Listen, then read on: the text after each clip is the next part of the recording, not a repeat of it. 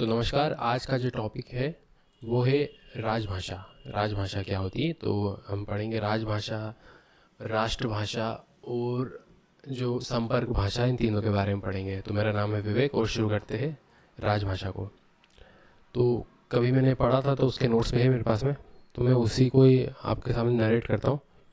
राजभाषा क्या होती है? राजभाषा का अर्थ है सरकारी कामकाज की भाषा, अर्थात किसी देश का सरकारी कामकाज जिस भाषा में करने का जो निर्देश दिया दिया जाता है उसको संविधान के अनुसार उसको राजभाषा बोला जाता है। तो ये राजभाषा की जो बेसिक डेफिनेशन है। तो भारत की राजभाषा क्या है, एक ही क्वेश्चन बनता है अपने सामने कि इंडिया की राजभाषा क्या है। ठीक है। उसके अलावा जो एक और जो फैक्ट है वो है कि 14 सितंबर 1949 को हिंदी को राजभाषा का दर्जा दिया गया। इसके लिए हम प्रतिवर्ष 14 सितंबर को हिंदी दिवस के रूप में मनाते हैं। ये देखने वाली बात है, हिंदी दिवस जो है ना वो 14 सितंबर को आता है और विश्व हिंदी दिवस वो जनवरी में आता है। ये दोनों अलग अलग चीज़ें। अब संविधान की 8वीं अनुसूची में के प्रारंभ में 14 प्रादेशिक भाषा थी, उनको भी राजभाषा का दर्जा दिया गया था। फिर बाद में क्या हुआ कि 21वां संविधान संशोधन हुआ। ये टोटल 3 संविधान संशोधन हुए थे, 3 हुए थे, है ना। उसमें अलग अलग भाषाओं को मान्यता दी गई थी। जैसे कि मेरे टेबल भी है मेरे पास में, ये देखिए। 21वां जो संविधान संशोधन था उसके अंतर्गत सिंधी को भाषा जो स्केड्यूल थे 8वीं अनुसूची उसमें ये लिस्ट कर दिया गया था। फिर हुआ था 71वां संविधान संशोधन।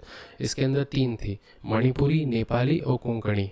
मणिपुरी, नेपाली और कोंकणी, इसको शॉर्ट फॉर्म याद करने का जो है वो है नमक। नेपाली, मणिपुरी, कोंकणी।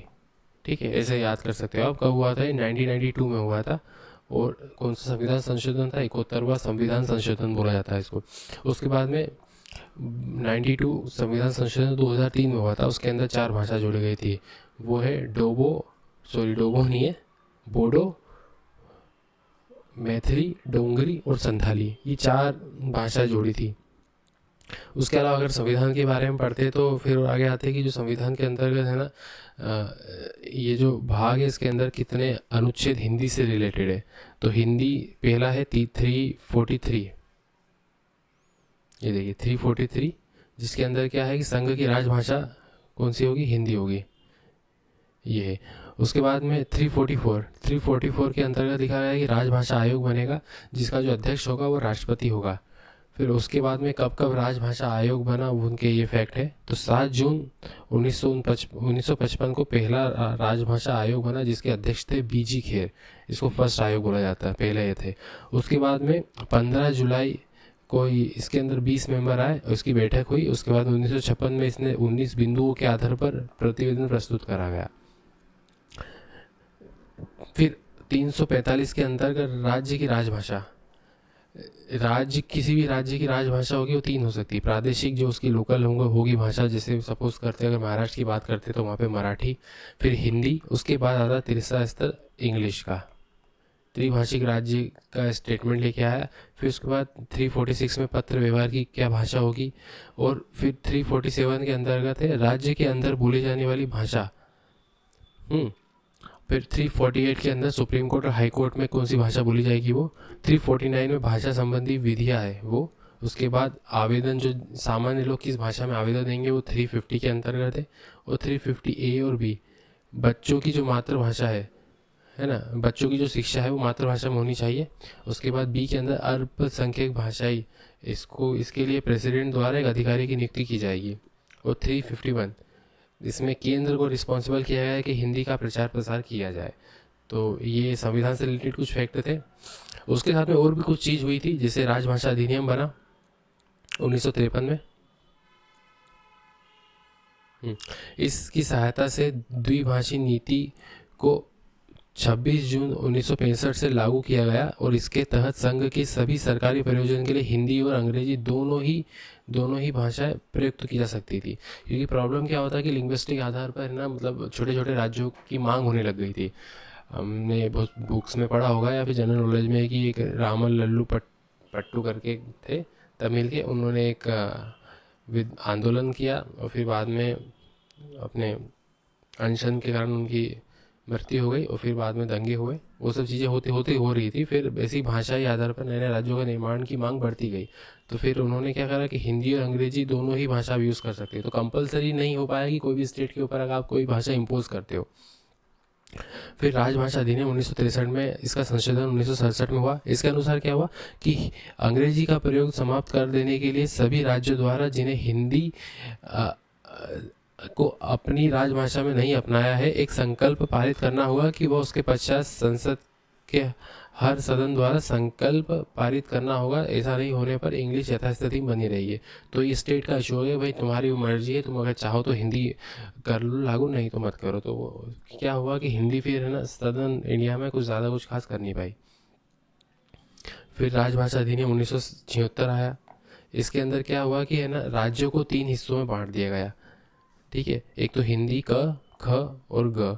क के अंदर वो सारे राज्य आएंगे जिसके अंदर हिंदी बोली जाती है, जो एमपी, बिहार, यूपी, हरियाणा, हिमाचल प्रदेश, छत्तीसगढ़, झारखंड, उत्तराखंड, राजस्थान, दिल्ली, ये सब थे। उसके बाद ख के अंतर्गत आए गुजरात, महाराष्ट्र, चंडीगढ़, अंडमान निकोबार। ये ऐसे थे कि यहाँ पे हिंदी भी थी और रीजनल लैंग्वेजेस भी थी। फिर आए नॉन हिंदी, ये उड़ीसा, वेस्ट बंगाल, द्रविड़ भाषी राज्य, नॉर्थ ईस्ट और JNK। ठीक है, ये 3 हिस्सों में बढ़ गए भाषा के आधार पर राज्य, और इनका जो कार्यालय में इसी प्रकार से कार्य होने लग गया। तो आप अगर MP से रिलेटेड हो तो आपको जितना भी शासकीय कार्य आपको हिंदी में ही करना पड़ेगा।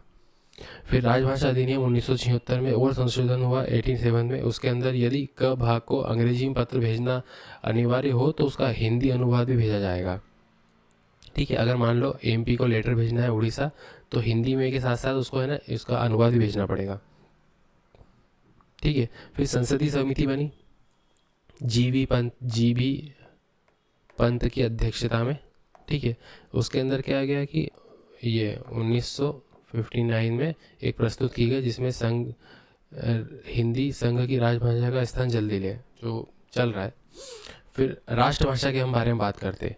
राष्ट्रभाषा होती है जिस देश के बहुसंख्यक लोगों द्वारा जिस किसी भाषा में अपने विचारों का आदान प्रदान सरलतापूर्वक किया जाता है, तो उसे राष्ट्रभाषा कहते हैं। संवैधानिक रूप से हिंदी को है ना राजभाषा का दर्जा प्राप्त है, लेकिन व्यवहारिक रूप में अगर बात करें तो हिंदी हमारी देश की राष्ट्रभाषा है, राष्ट्रभाषा है। ये संवैधानिक रूप से हिंदी है, ये बहुत बड़ी चीज़ होती है, और व्यवहारिक रूप से हिंदी तो है ही सही। ठीक है, और राष्ट्रभाषा का क्या उद्देश्य है? संपूर्ण राष्ट्र को एकता के सूत्र में बांधना इसका उद्देश्य होता है, जिससे राष्ट्र की संस्कृति का प्रतिनिधित्व होता है इसमें। ठीक है, फिर हम बात करते हैं संपर्क भाषा की। ये दो है A और B, इन दोनों की भाषा अलग अलग। इन दोनों जो भाषा में बात करेंगे उसको बोलते हैं अपन संपर्क भाषा। ठीक है, जब दो भिन्न भाषा को जानने वाले जिस किसी भाषा में अपने विचारों का आदान प्रदान करते हैं तो उसे संपर्क भाषा कहा जाता है। तो अंग्रेजी संपर्क भाषा है। ठीक है, एक और छोटी सी चीज़ हम देख लेते हैं, विभाषा।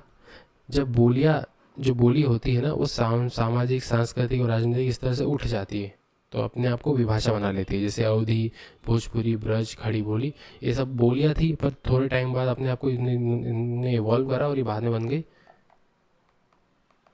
विभाषा। तो आज के लिए इतना ही। अब देखेंगे मानक भाषा। मानक भाषा मतलब, और समझ लो इसको लिए कि जो लोग होते हैं, जो हाई क्लास लोग होते हैं, वो जो भाषा बोलते हैं उसको मानक भाषा बोला जाता है एलिट क्लास के लिए। तो ये मेरा चैनल था, तो सब्सक्राइब